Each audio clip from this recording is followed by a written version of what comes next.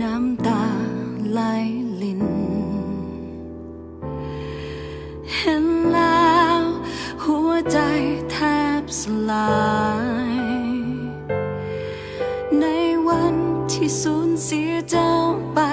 จากไกลบ่มี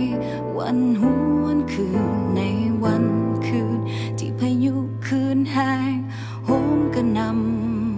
ำได้พาทุกคนยามหลับไหลยามเศร้าลุกขึ้นมาต้องห้องไห้ซอกหาคนหาครอบครัวที่หายไปเจ้าอยู่ใสจะตามหาเจ้าทุกแห่งหนเป็นสายน้ำที่ไหลแห้งพักทุกอย่าง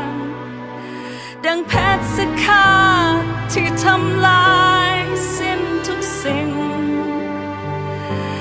เป็นซาตานที่ได้นำคนหักคอยไปต้องจากกันไกลนับจากนี้และตลอดไป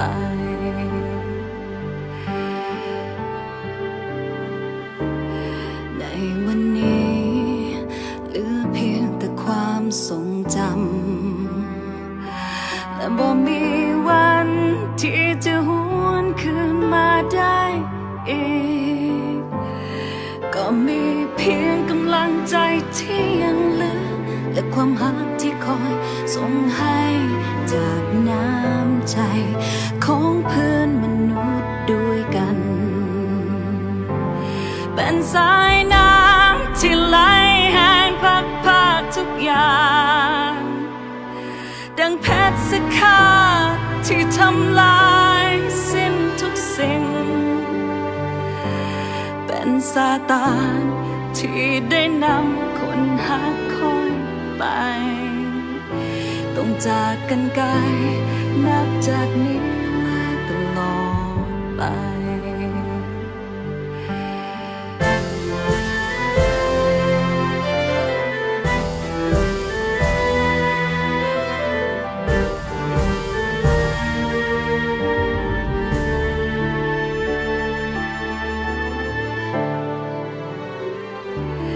เป็นสายน้ำที่ไหลแห้งพักทุกสิ่งดังเพชรสฆาที่ทำลายสิ้นทุกอย่างเป็นซาตานที่ได้นำคนหักคอยไปต้องจากกันไกลนับจากนี้และตลอดไป